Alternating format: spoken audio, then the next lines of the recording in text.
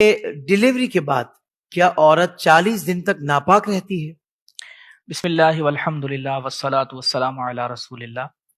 یہ عوام میں ایک غلط تصور رائج ہے کہ ڈلیوری کے بعد جو عورت ہے وہ 40 دنوں تک ناپاک رہتی ہے، اور اس تصور کے ساتھ ہمارے خاتون کو ناپاک 40 دن تک ناپاک تصور کیا جاتا ہے۔ اس کے تمام چیزیں اس کی الگ علیحدہ کر دی جاتی ہیں، اس کی تمام چیزیں علیحدہ کر دی جاتی ہیں، برتن علیحدہ کر دیے جاتے ہیں، اور یہ سمجھا جاتا ہے کہ اس عورت کے جسم سے لگنے والی ہر چیز ناپاک ہے۔ ایک تو 40 دن اسے ناپاک سمجھا جاتا ہے، نمبر 2 یہ کہ اسے ایک اعتبار سے منحوس سمجھا جاتا ہے کہ جو چیز اس سے ٹچ ہو جائے گی وہ بھی گویا کہ ناپاک ہے، اور جو چیز اس سے مس ہوگی گویا کہ وہ بھی ناپاک ہے۔ اور ہمارے یہاں جو گھر کی خواتین ہیں وہ بالکل علیحدہ کر دیتی ہیں کہ اس بیڈ پر نہ بیٹھنا، یہاں پر زچہ بیٹھی تھی، یا یہاں پر جو ہے وہ فلاں خاتون بیٹھی ہے جو ڈلیوری کے بعد بیٹھی تھی۔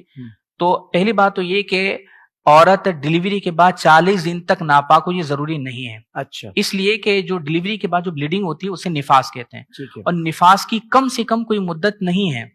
اس کا مطلب یہ کہ اگر ایک دن کے بعد بھی، اگر ڈلیوری کے ایک دن کے بعد بھی اگر بلیڈنگ بند ہو چکی، اس کے لیے حکم یہ ہوتا ہے کہ غسل کر کے وہ نماز روزے وغیرہ کی ادائیگی شروع کر دے۔ صحیح۔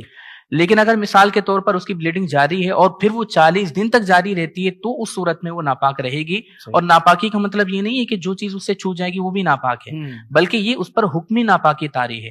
حکمی ناپاکی طاری ہونے کا معنی یہ ہے کہ یہ چند عبادات کی، یا یوں کہہ لیں کہ مخصوص عبادات کی ادائیگی یہ نہیں کر سکتی۔ اسی طریقے سے کچھ شرعی قیودات اس کے اوپر لاگو ہوتی ہیں، لیکن ایسا نہیں ہوتا کہ اس ناپاکی کی وجہ سے جو چیز اس سے چھوئے گی وہ بھی ناپاک ہو جائے گی، یا یہ کوئی چیز ہاتھ میں لے گی یا برتن ہاتھ میں لے گی، جیسا کہ ہمارے یہاں پر کیا جاتا ہے کہ اسے اس کے ہاتھ سے لگنے والے برتن کو ناپاک کرا دیا جاتا ہے۔ یہ غلط ہے۔ وہ جس چیز کو چھوئے گی یا جو چیز ہاتھ میں لے گی یا جہاں بیٹھے گی وہ سب پاک رہیں گے۔